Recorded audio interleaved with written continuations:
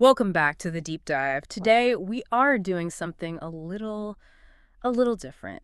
Usually when we talk about ancient history, a certain mental image, just pops up. Oh, yeah. You think of pyramids, you think of slaves hauling massive stones, you think of these insane egomaniacal emperors waging endless Right. wars. It's the standard sword and sandal epic movie version of history. Yeah. Big monuments, bigger personalities. Exactly. But today we are setting our sights on a civilization that it breaks all of those rules. We're looking at a society that feels less like ancient history and more like, I don't know, a science fiction precursor to the modern world. That's a really good way to put it. Or maybe a utopia that actually works for a little while. That is actually a perfect framing for this. Because when you look at the contemporaries of this civilization, we're talking ancient Egypt, Mesopotamia, they fit that mold we expect. They have the massive monuments to ego. Right. Egypt is all about the pharaoh and his journey to the afterlife.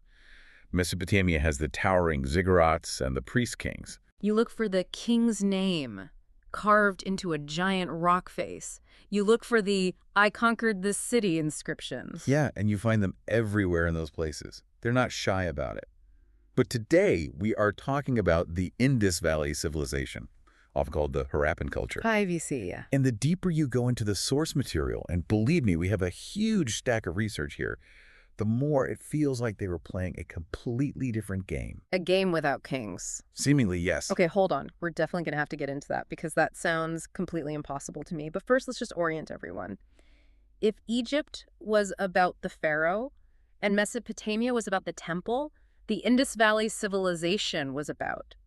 What? If I had to boil it all down to one word. Go for it. Plumbing.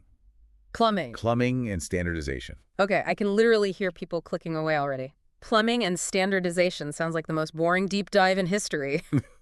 But wait, please, wait, because when I was reading the notes for this, my jaw actually dropped.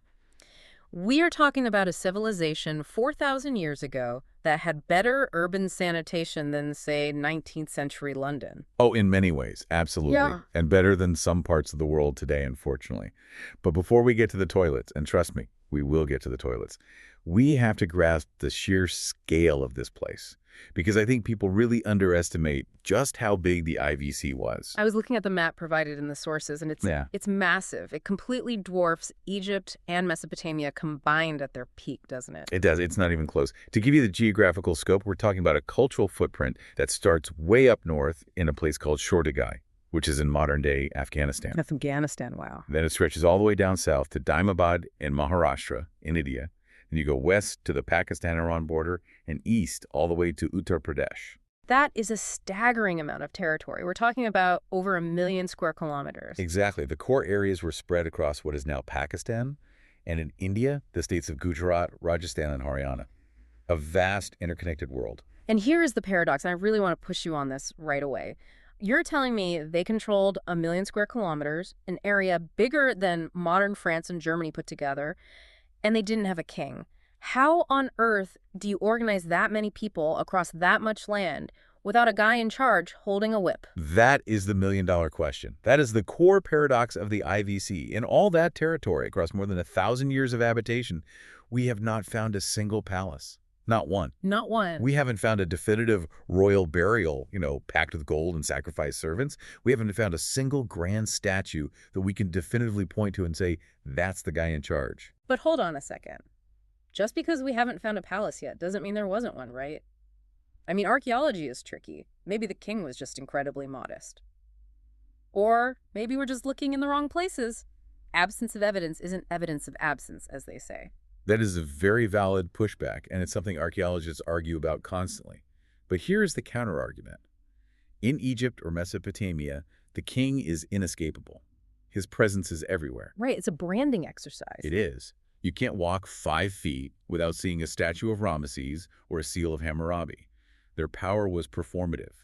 It was loud. It was in your face. In the Indus Valley, the silence on that front is deafening. If there was a king, he was the most introverted, publicity-shy ruler in the history of humanity. So if it wasn't a king, what was it? The sources use this really interesting term, proto-corporate. That's a modern way of looking at it, but it fits surprisingly well. The evidence suggests, well, collective managerial councils.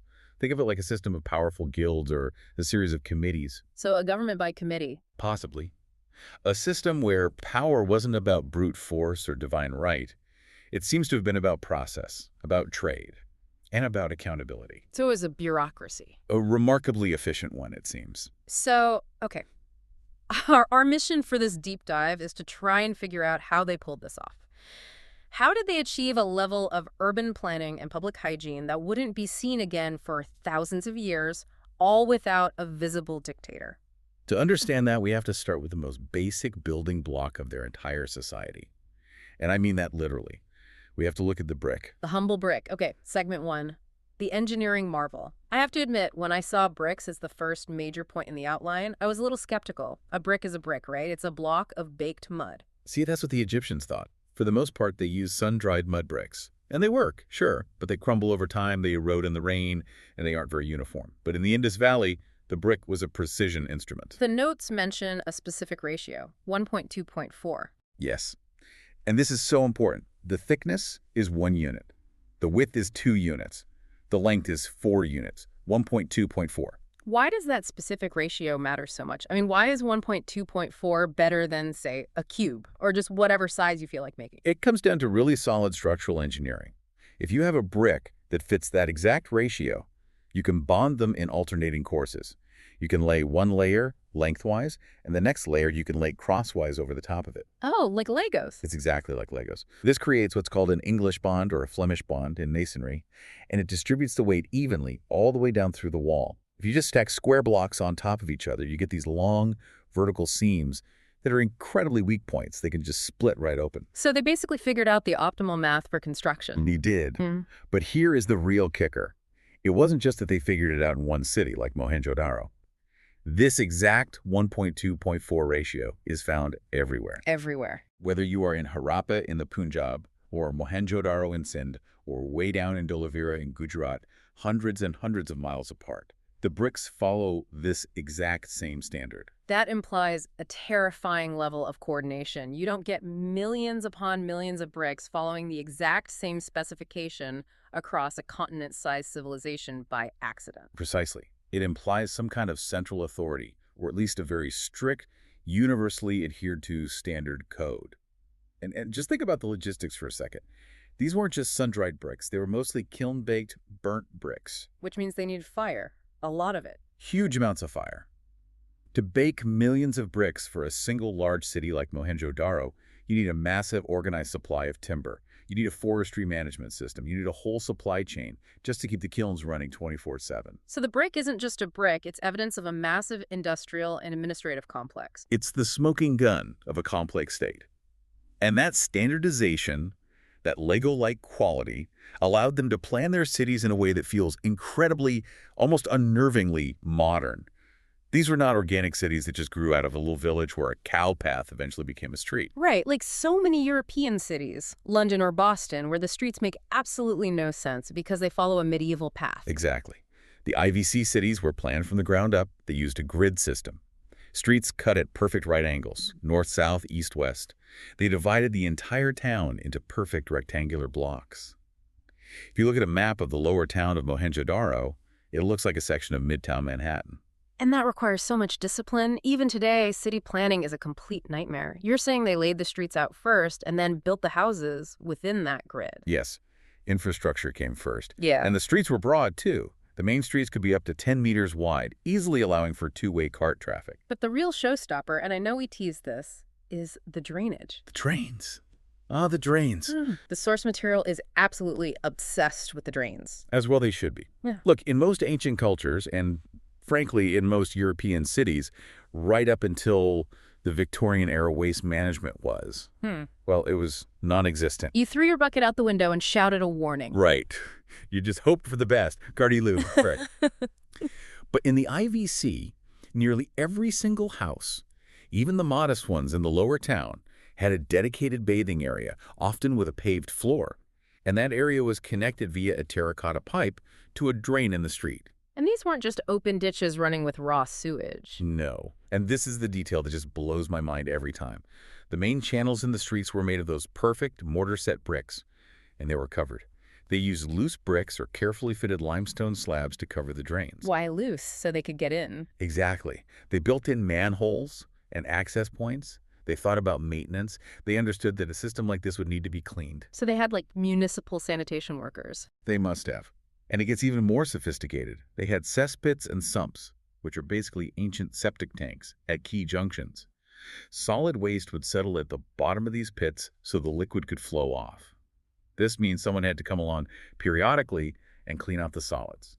That completely changes the whole picture of the society for me. Because building a giant monument to a king is easy in a way. You just need fear and a lot of whips. But maintaining a complex sewage system for centuries, that requires civic pride. It requires a system that says, we care about the public health of the average person. It emphasizes a public service mentality that is almost unique in the ancient world. And speaking of public works and water, we have to talk about the Great Bath at Mohenjo-Daro. The Great Bath. Now, when I first read that, I was just picturing a swimming pool, like a public pool at the YMCA. And it looks a bit like one. It's the largest, most prominent building in the citadel of Mohenjo-Daro.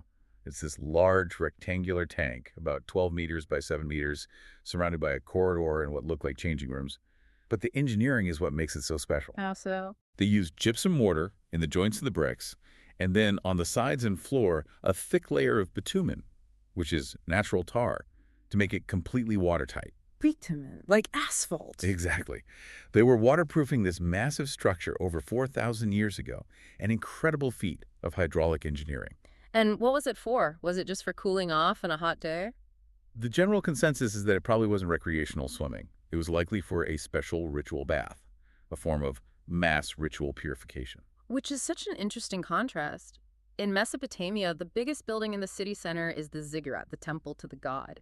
In Egypt, it's the pyramid, the tomb for the king. In the IVC, the biggest, most impressive public building is a bath. That's a really profound observation. It suggests that for them, cleanliness wasn't just about hygiene, it was tied to godliness. Their spiritual life, their cosmology, seemed deeply connected to water and purification. It wasn't just Mohenjo-Daro with this water obsession, though. The notes mention Dolavira, which is in a totally different kind of environment. Right. Mohenjo-Daro is on the fertile banks of the Indus River. Dolavira is in the Rann of Kutch in Gujarat. Today, that's a vast salt desert.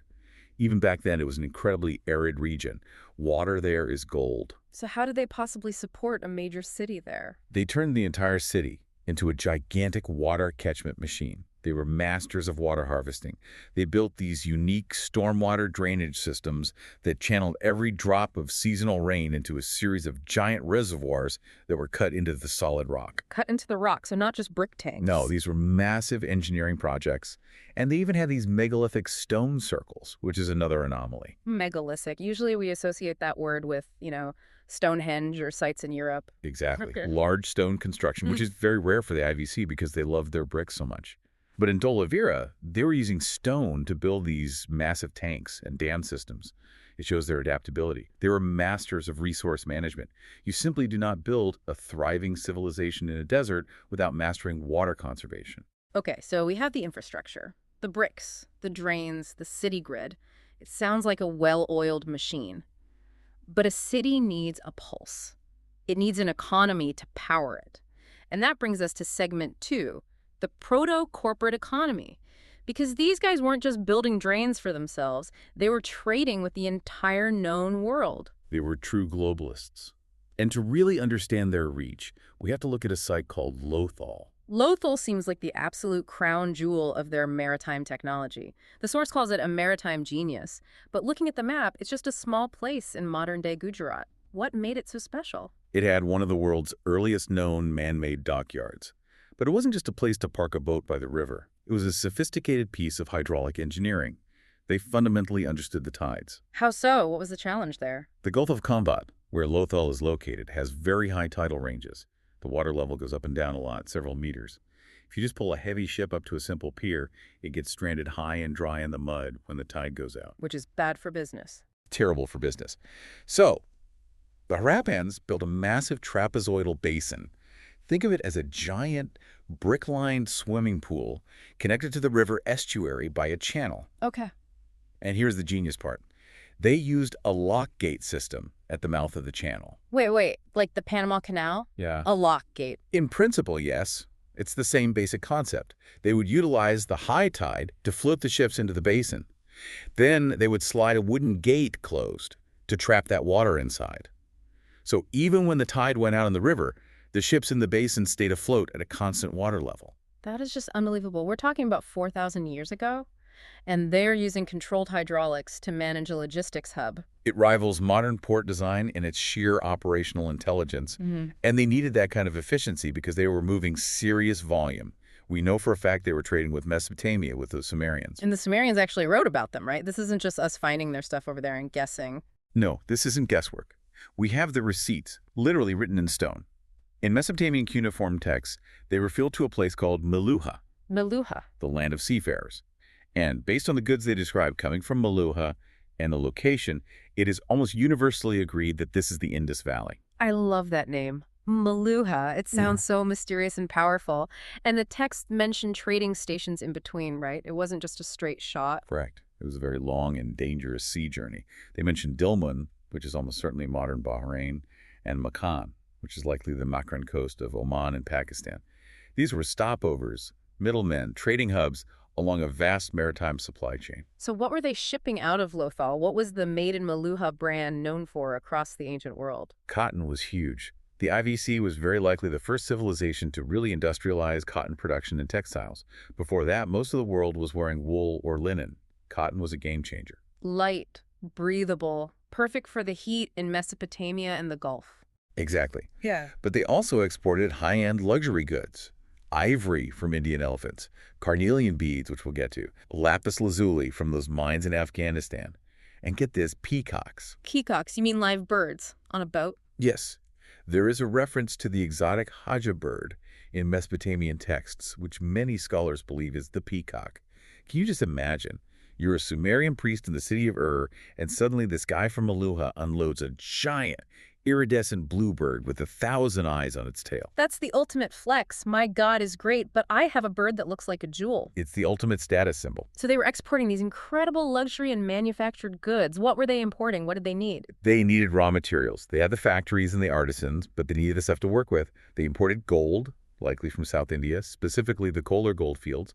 They brought in copper from the Kentri mines in Rajasthan, and also from Oman, jade, from as far away as China or the Pamir Mountains. So they had a trade deficit in raw materials, but a massive surplus in value-added manufactured goods. Precisely.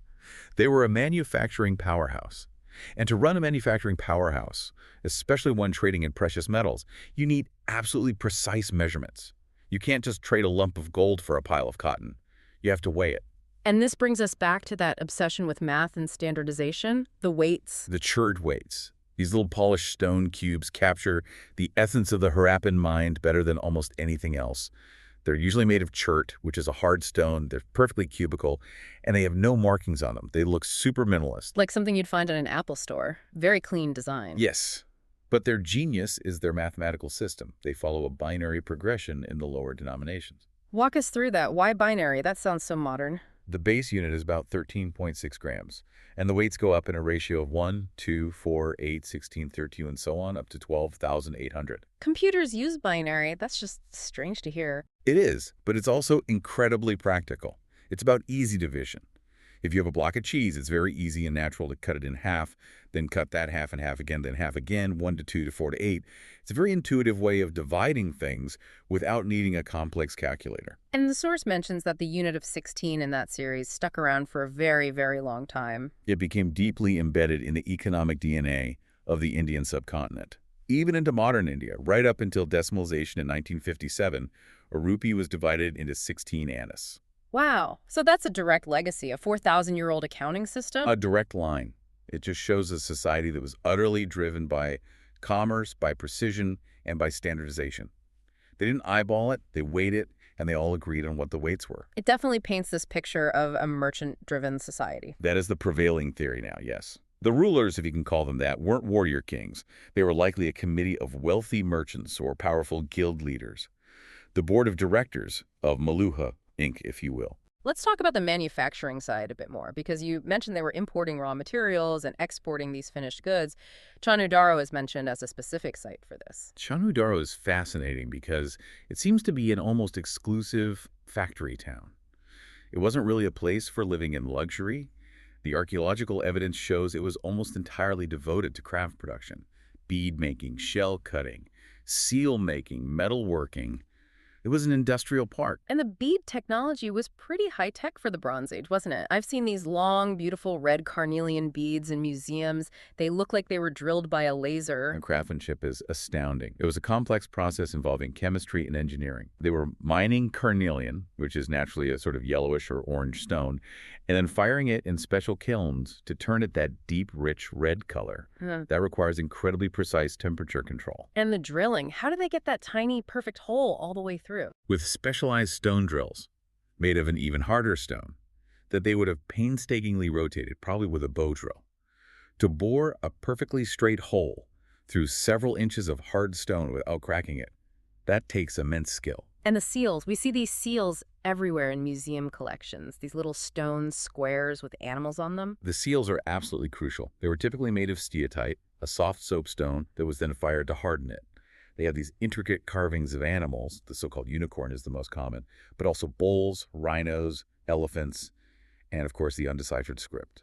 But their function wasn't artistic, it was practical. Primarily, yes. They were identity markers. So like a modern shipping label or a company logo. Exactly.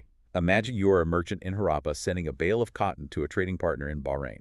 You wrap it up, tie it with rope, and then you slap a lump of wet clay over the knot. Then you press your personal or guild seal into the clay. When it arrives, if that clay seal is unbroken, the buyer knows the goods haven't been tampered with. It's a chain of custody. It's ancient tamper-proof packaging. It's a system of trust, accountability, and branding, all rolled into one tiny stone square. It really reinforces that image of a corporate, efficient, almost impersonal society. But surely they weren't just working all the time. Let's pivot to the human element. Segment 3. Society, fashion, and play.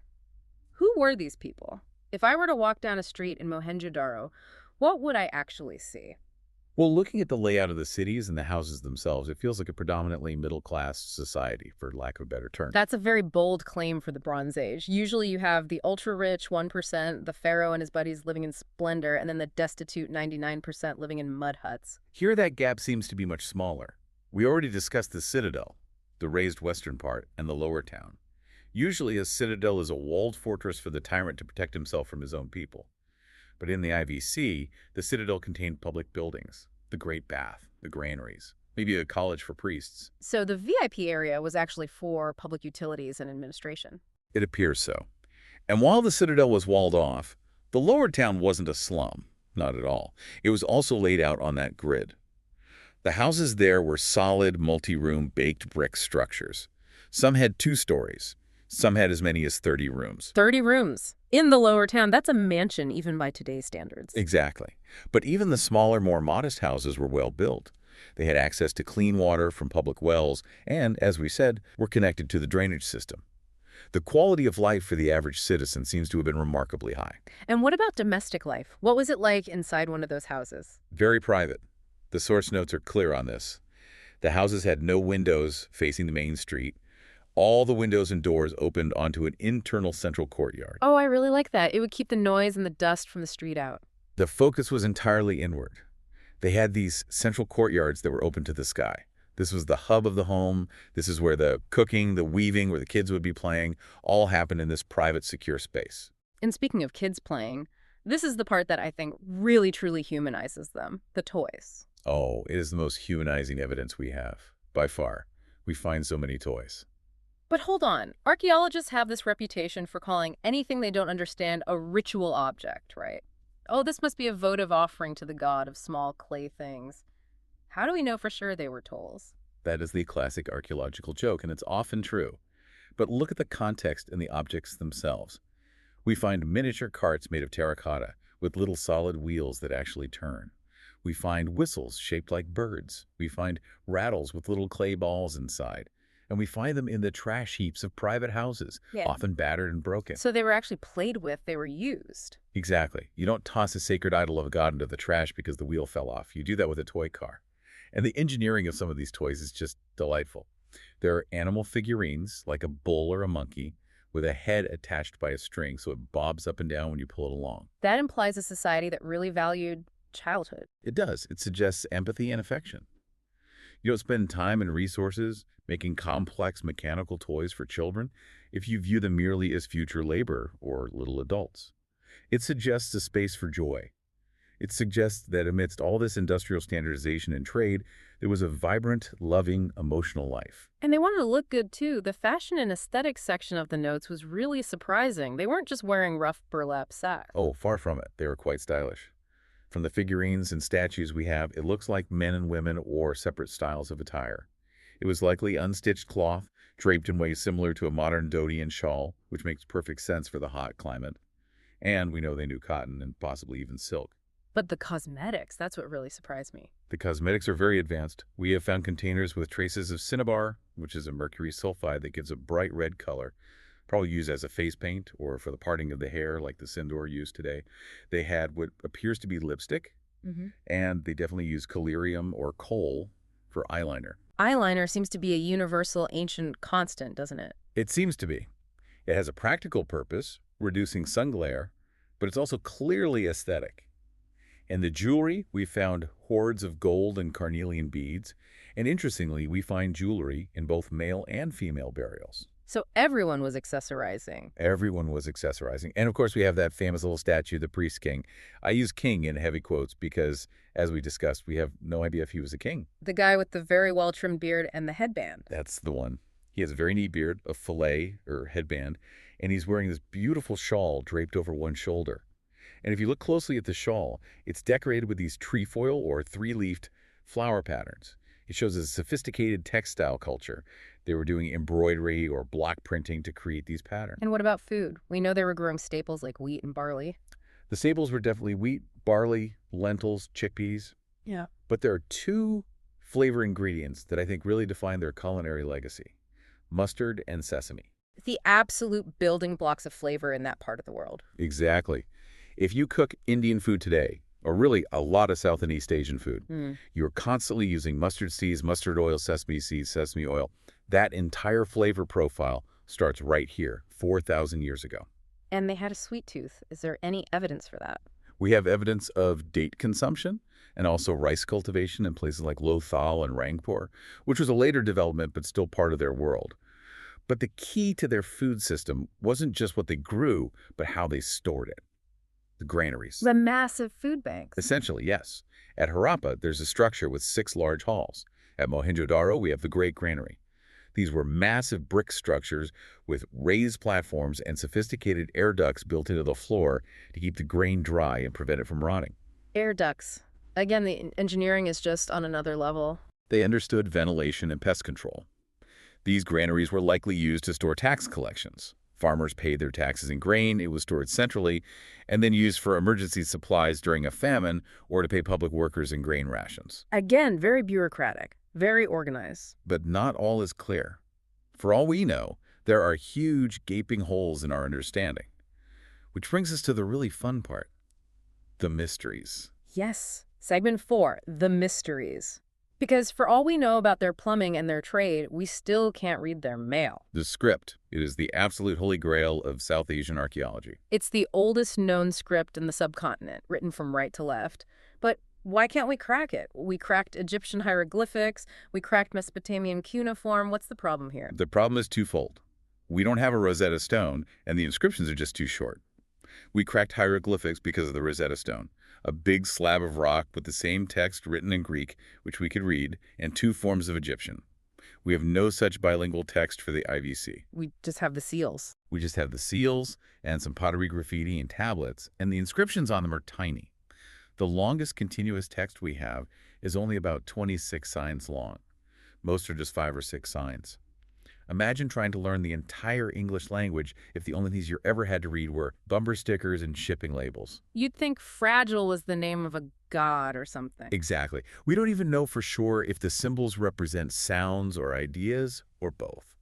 Most experts now think it's logosyllabic. Break that down for us, logosyllabic. It means it's a mix. Some signs are logos, pictures that represent a whole word, like a picture of a fish might mean the word fish.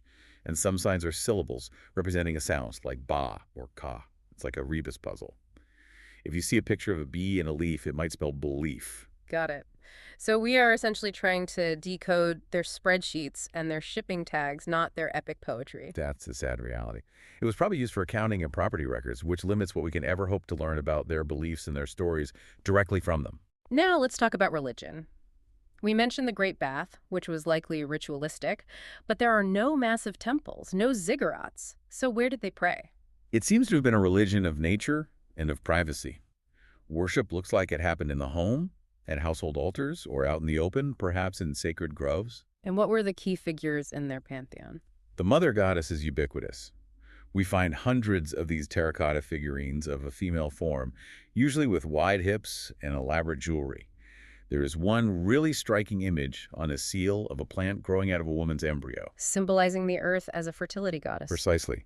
And then there is the main male deity, the famous Pashupati seal. Often called the Proto-Shiva. It's a fascinating seal. You have a figure, possibly with three faces or a three-horned headdress, sitting in a yogic posture, which is itself incredibly significant.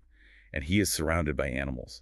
An elephant, a tiger, a rhinoceros, and a buffalo. And Pashupati means Lord of the Animals, right? Yes, it's a later title for Shiva.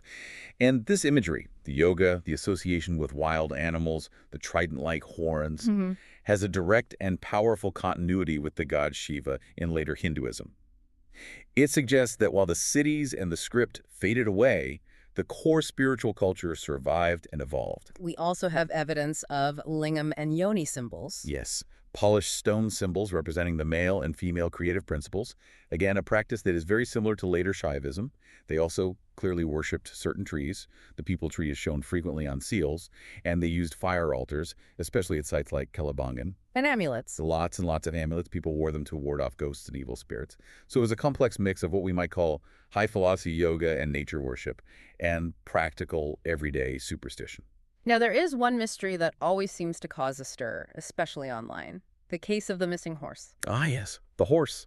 This is the third rail of ancient Indian archaeology. Let's keep it simple. Did they have horses? The short answer, based on the overwhelming weight of the current evidence, is essentially no. But they knew every other animal.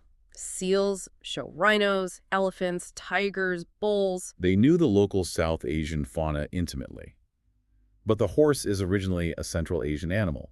In the thousands of seals we have found, we see bulls, we see unicorns, which are likely just profile views of bulls. We see elephants. We do not see a single unambiguous depiction of a horse. But I've read about a site called Circuitata, where they found horse bones. There is an anomaly at Circuitata where some bones were found that might be horse bones, or they might be the bones of a wild ass, like an onager. It's highly debated. But even if there were a few horses that trickled in through trade, the culture was not horse-centered. This is the crucial distinction. What do you mean by horse-centered? The later Vedic culture, often associated with the Indo-Aryans, was absolutely horse-centered. Their religion, their warfare, their transport, it was all about the horse and the spoked-wheel chariot. The IVC was an ox cart civilization. Right. And that distinction matters a great deal for the timeline and what happened next. It matters immensely. It helps to separate the urban, commerce-driven, ox cart economy of the IVC from the more pastoral, chariot-driving culture that came later. So we have this incredible, peaceful, well-organized, trading civilization. They have drains, they have yoga, they have factories, and then it just ends. Segment 5, decline and dispersal. What happened? Did they just vanish into thin air? It wasn't a sudden disappearance. It wasn't like Pompeii, where a volcano went off and froze everyone in time. It was a slow, painful shift, a de-urbanization. Starting around 1800 BC, the urban phase starts to collapse. The great cities start to shrink. Exactly. The writing disappears, the standardized weights disappear, the 1.2.4 brick ratio breaks down. People stop maintaining the drains. In the ruins of the great cities, you start seeing shoddy construction, people building shanties on top of the old grand boulevards. That's a really haunting image. Squatters living in the ruins of what was once this great planned metropolis. Why? What went wrong? It was almost certainly multi-causal. There was no single killer.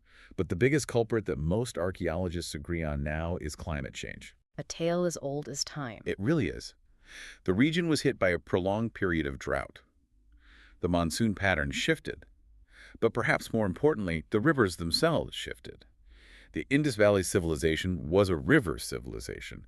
It depended on the mighty Indus and the Ghaggar-Hakra river system.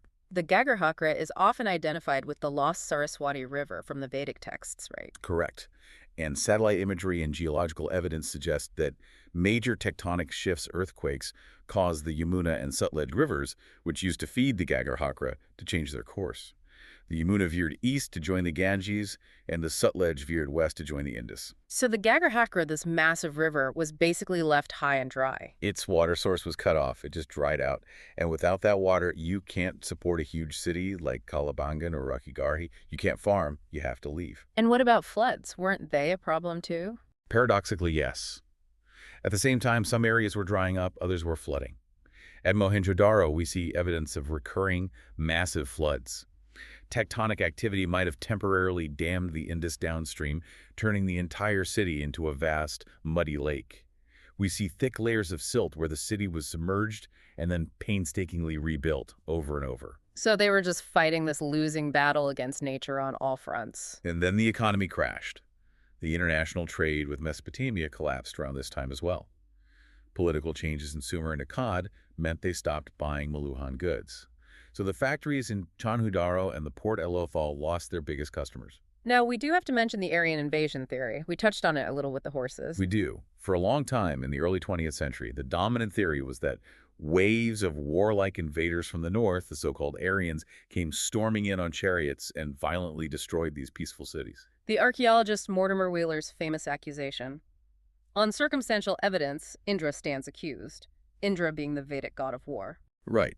And he pointed to a group of about 30 skeletons found in a messy pile in one of the streets of Mohenjo-Daro and said, "Look, a massacre, the final stand."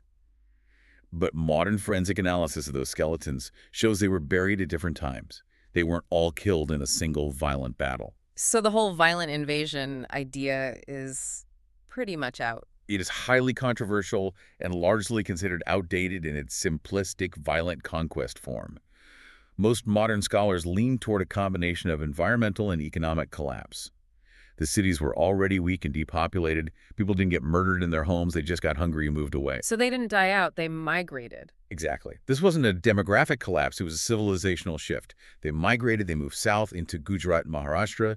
They moved east towards the Ganga Plains following the water. They went from urban dwellers back to being rural farmers. They de-urbanized. They lost the script and the grid planning and the standardized weights because, frankly, you don't need those things to run a small farming village. Right. But the people survived. The culture survived. And it became part of the foundation for what came next. Which brings us to our outro, the legacy. Because when you walk down a street in India or Pakistan today, are you still seeing the Indus Valley? Absolutely. In 100 subtle ways. It's in the cultural DNA. You're seeing it in the gesture of namaste. We have terracotta figurines clasping their hands in that exact pose. You are seeing it in the bindi or the sindoor, the use of cinnabar and red pigment on the forehead or in the hairline.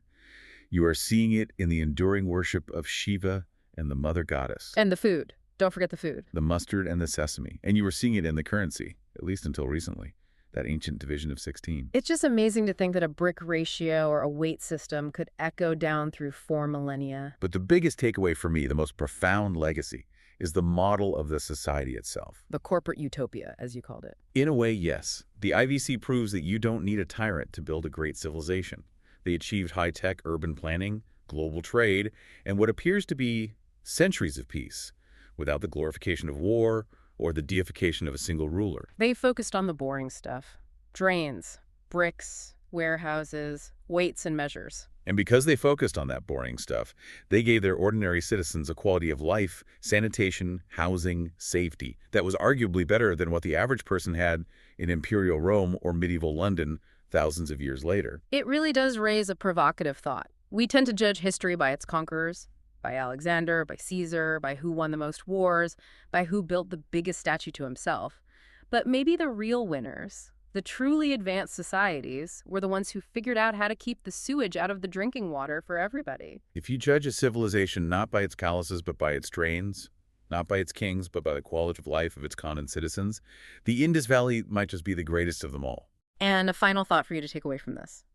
The next time you see a simple brick wall or a drain cover on the street, or even just a shipping label on a package, don't just look past it. Think of it as a piece of technology, a system of order that was perfected 4,000 years ago by a mysterious and brilliant civilization that decided that making life livable was far more important than making statues of kings. Well said. That's it for this deep dive into the Indus Valley. Thanks for listening.